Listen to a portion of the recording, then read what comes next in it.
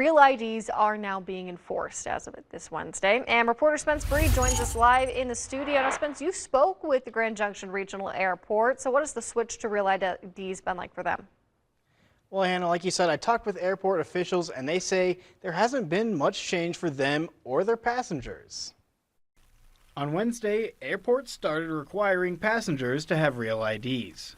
Grand Junction Regional Airport says they haven't seen a big difference. There's really been no change here at the airport this week with the switch over to the requirement of real IDs. More than 95% of the travelers we've seen have real ID compliant IDs. They say most Colorado IDs are real ID compliant and that you can tell your ID is good if it has a star on it.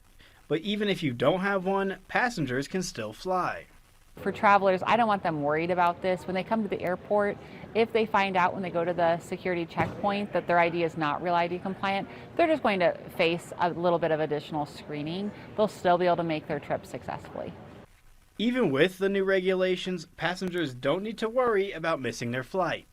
I know there was some concern amongst travelers that this could really congest the airports this week, that things could slow down at the security checkpoints. That has not been true at a national level. It's not been true here at the airport. Our average security wait times have been less than 5 minutes. And if anything, real IDs will actually make the whole process smoother. Having a real ID compliant form of identification at the security checkpoint, it's going to allow you to be processed as quickly as possible, and we know that's really important to passengers. The airport says the new regulations have only affected about 10 out of the 1,000 or so people that come through the airport every day. Reporting in Grand Junction, I'm Spence Breed. All right, thanks, Spence. And the airport also says if you're worried that your ID isn't real ID compliant, you can also bring a passport and that will also work. Now, if you're still not sure if your ID is good for flying, we'll have more information on how to check it on our website.